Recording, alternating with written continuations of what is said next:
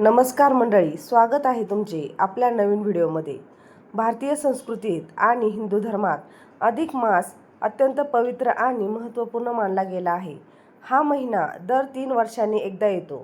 वर्ष 2026 मध्ये अधिक महिना 27 मे पासून सुरू झाला असून तो 15 जूनपर्यंत असणार आहे।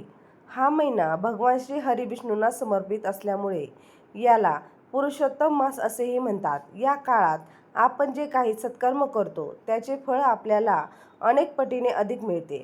आजच्या या विशेष व्हिडिओमध्ये आपण अधिक मासाचे महत्त्व, त्याचे शास्त्रीय कारण आणि या महिन्यात काय करावे व काय करू नये याची संपूर्ण माहिती सोप्या भाषेत पाहणार आहोत। व्हिडिओ कुठेही स्किप न करता शेवटपर्यंत नक्की पहा। अधिक मासाचे महत्त्व, कारण, मलमास किंवा खरमास म्हणजे काय?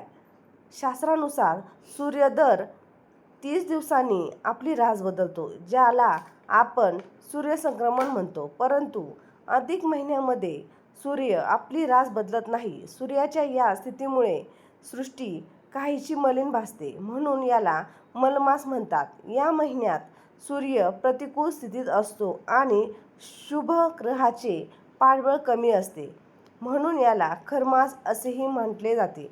या काळात नवीन भौतिक कामे यशस्वी होतीलच असे नाही, अशी मान्यता आहे, परंतु हा काळ आध्यात्मिक साधनेसाठी सर्वात उत्तम मानला जातो।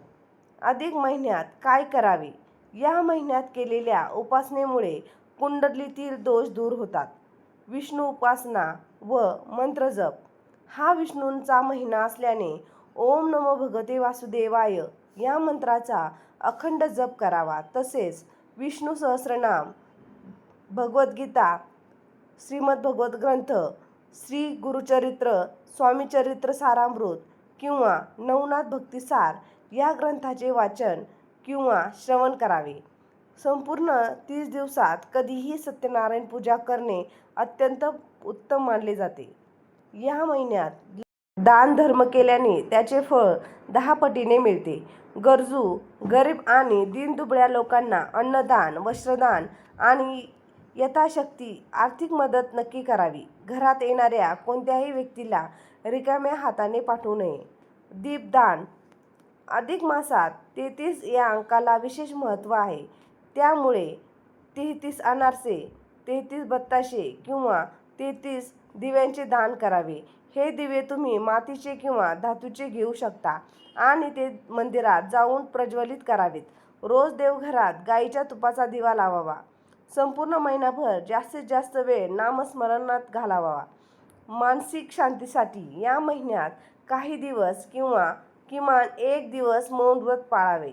रोज सकाळी सूर्योदयापूर्वी उठून स्नान करावे। स्नानाच्या पाण्यात थोडे गंगाजल, गुलाब पाणी टाकावे। शक्य असल्यास तीर्थक्षेत्री जाऊन नदीवर स्नान करावे।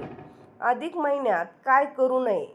तर अधिक महिन्यात सृष्टीतील ऊर्जा नवीन सांसारिक कार्यासाठी अनुकूल नसते, त्यामुळे या महिन्यात काही गोष्टी पूर्णपणे वर्जित मानल्या गेल्या आहेत, जसे की मंगल कार्ये।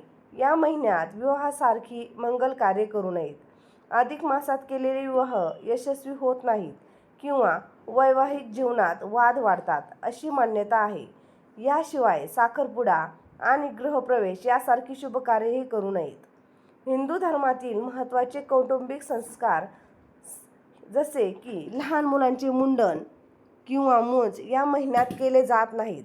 तसेच शास्त्रानुसार स्वतःचे केस आणि नखे काटणे ही अशुभ मानले जाते।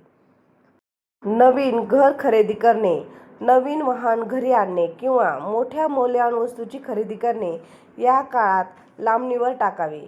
अधिक मास हा सात्विकतेचा काळ आहे, त्यामुळे महिनाभर मांसाहार आणि मद्यपान पूर्णपणे बंद ठेवावे।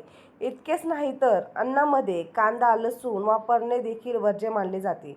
तर मंडळी, मानवी शरीर हे जल, अग्नी, आकाश, वायू आणि पृथ्वी या पंचमहाभूतांनी बनलेले आहे।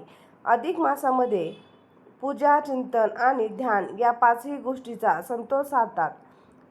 भौतिक सुखापेक्षा आध्यात्मिक प्रगतीसाठी आणि स्वतःच्या पापाचा क्षय करण्यासाठी हा महिना एक मोठी संधी आहे। तुम्हाला ही माहिती कशी वाटली? कमेंटमध्ये नक्की सांगा। कमेंट्समध्ये जय श्रीकृष्ण लिहायला विसरू नका।